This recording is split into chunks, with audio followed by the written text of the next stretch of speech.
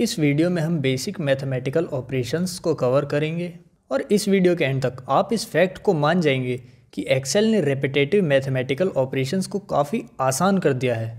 तो आइए शुरू करते हैं।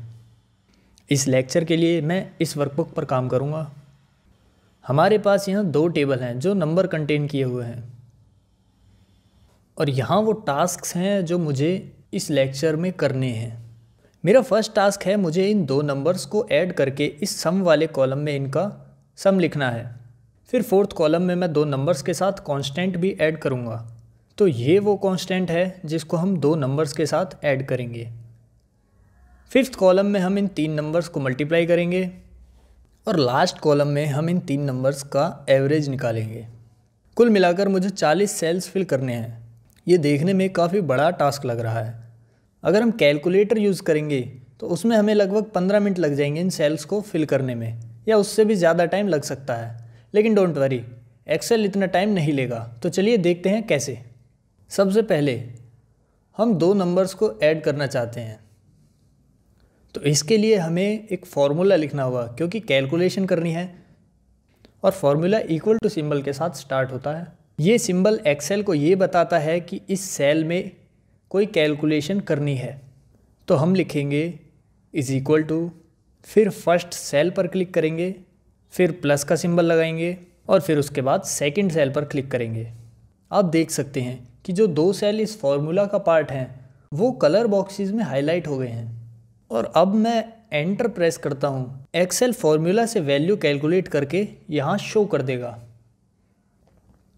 अब जब आप इस सेल पर क्लिक करेंगे तो आप देख सकते हैं कि जो फॉर्मूला बार है वो एक्चुअल फॉर्मूला शो कर रहा है, लेकिन ये जो सेल है ये हमें उस फॉर्मूला की कैलकुलेटेड वैल्यू शो कर रही है। अब अगर आप फॉर्मूला को एडिट करना चाहते हैं तो या तो आप उसको फॉर्मूला बार में एडिट कर सकते हैं या फिर सेल पर डबल क्लिक करके फिर इसमें फॉर्मूला एडिट कर सकते हैं। अब आपके मन में एक क्वेश्चन आ रहा होगा कि इस फॉर्मूला में हम 5 + 6 लिखने के बजाय A2 + B2 क्यों कर रहे हैं। तो अगर हम 5 + 6 लिखेंगे तब भी हमें सेम आंसर मिलेगा, लेकिन सेल रेफरेंस लिखना यानी कि सेल का नाम A2 + B2 लिखना ये हमें ज़्यादा फ़ायदेमंद होगा। इसका पहला फ़ायदा ये है कि हम किसी सेल में आसानी और जल्दी से चेंजेस कर सकते हैं।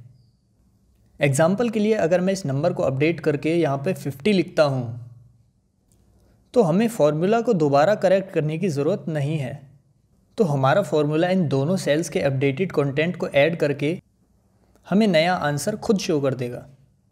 तो अगर पहले आपने फॉर्मूला में 2 सेल्स की बजाय 5 + 6 किया होता तो आपको इन नंबर्स में चेंज करने के साथ साथ फॉर्मूला में भी उसे बार बार चेंज करना पड़ता।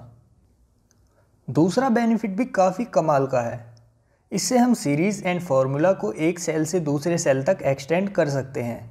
अगर आप इस सेल के बॉटम राइट कॉर्नर पर जाते हैं तो आप देख सकते हैं कि हमारा कर्सर एक छोटे प्लस के सिंबल में चेंज हो गया है।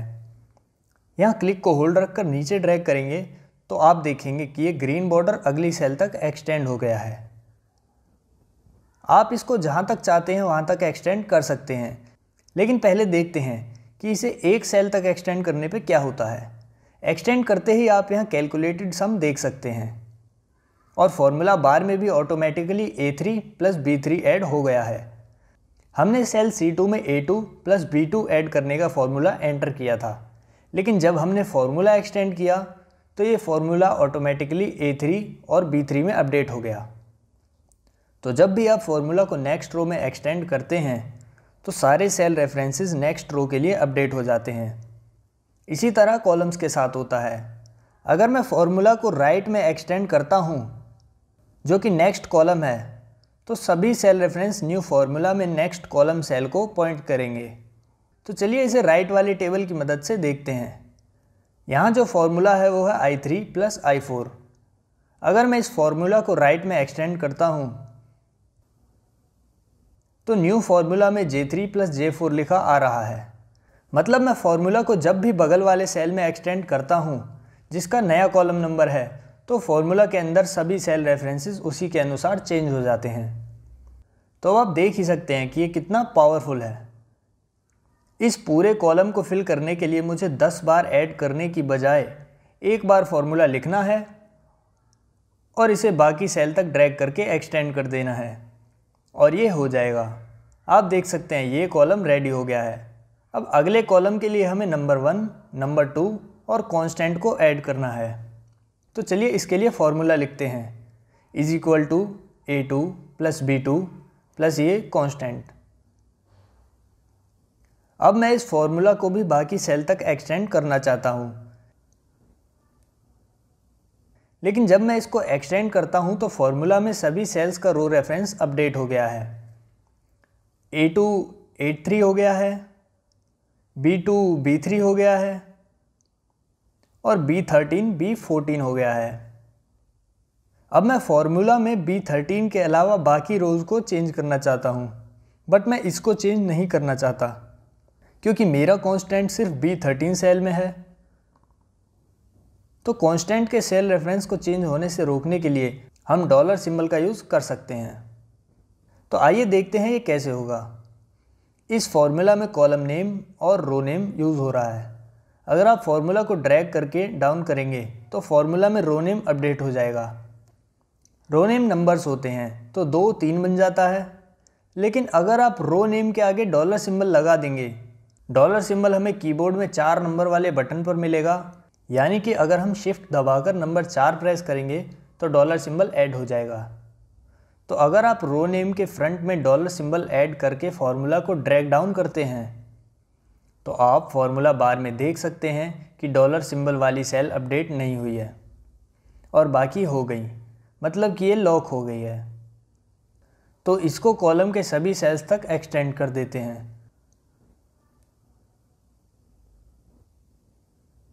तो आप देख सकते हैं कि सभी सेल्स में करेक्ट कैलकुलेशन हुई है। अब हम कॉलम्स के लिए भी सेम चीज़ कर सकते हैं। कॉलम में जब हम फॉर्मूला को लेफ़्ट से राइट ड्रैग करते हैं तो कॉलम नेम चेंज होता है। तो कॉलम नेम के आगे डॉलर सिंबल लगाने से ये लॉक हो जाएगा। तो अब हम इसे हॉरिजॉन्टली एक्सटेंड करते हैं तो हम देखेंगे कि I3 J3 हो गया है, I4 J4 हो गया है और I6 J6 हो गया है। अब मैं इसमें I6 को I6 ही रखना चाहता हूँ और मैं नहीं चाहता कि ये J6 हो, तो मैं फॉर्मूला बार में I6 के आगे डॉलर सिंबल ऐड कर दूंगा जिससे कि I लॉक हो जाएगा। तो अब अगर मैं इस फॉर्मूला को हॉरिजॉन्टली एक्सटेंड करता हूँ तो आप J3 plus J4 plus I6 देख सकते हैं। क्या हो अगर मैं रो नेम और कॉलम नेम दोनों के आगे डॉलर सिंबल लगा दूँ तो? जी हाँ, तो दोनों ही चेंज नहीं होंगे चाहे हम फॉर्मूला को कहीं भी मूव कर लें। अब अगले 2 कॉलम्स में हम जानते हैं कि हमें क्या करना है। तो चलिए पहले फॉर्मूला लिखते हैं। प्रोडक्ट के लिए फर्स्ट नंबर सिलेक्ट करेंगे, फिर मल्टीप्लिकेशन का सिंबल जो कि स्टार का सिंबल होता है, ये हमें कीबोर्ड में नंबर 8 की पर मिलेगा।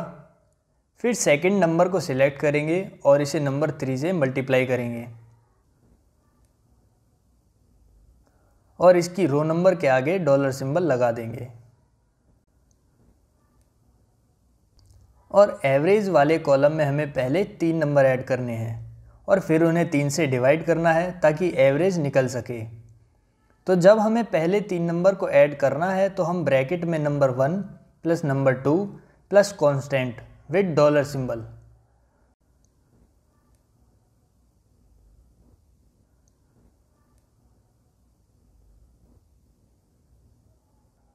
और इस ब्रैकेट को क्लोज करेंगे और इस टोटल सम को 3 से डिवाइड कर देंगे। इस 4th कॉलम में हम कॉलम डी का कैलकुलेटेड सम भी यूज़ कर सकते हैं। कॉलम डी में हमारे पास पहले से ही सम की वैल्यू है तो हम उस वैल्यू को भी 3 से डिवाइड करके एवरेज निकाल सकते हैं। तो ये फॉर्मूला लिखने की बजाय हम D2 डिवाइडेड बाय 3 भी कर सकते हैं। तो इन दोनों सेल्स में फॉर्मूला हम लिख चुके हैं। तो यहाँ एक आसान ट्रिक और है। दोनों सेल्स को सिलेक्ट करके बॉटम कॉर्नर पर जाकर डबल क्लिक करेंगे। जब आप डबल क्लिक करते हैं तो एक्सेल इसको ऑटोमेटिकली सारे टेबल तक एक्सटेंड कर देता है। तो इससे आपको क्लिक होल्ड करके उसे पूरे टेबल तक ड्रैग करने की ज़रूरत नहीं पड़ेगी। आपको बस बॉटम राइट कॉर्नर पर जाकर डबल क्लिक करना है और पूरी टेबल खुद ही फिल हो जाएगी। तो आपने देख ही लिया होगा कि एक्सेल उन टास्क्स को कितना आसान बना देता है जिनमें रेपिटेटिव कैलकुलेशंस करनी पड़ती है। आने वाली वीडियोज़ में हम मैथमेटिकल, लॉजिकल, टेक्सचुअल आदि फंक्शंस यूज़ करेंगे। जो कि ज़्यादातर एक्सेल में यूज़ करे जाते हैं। इस वीडियो में बस इतना ही।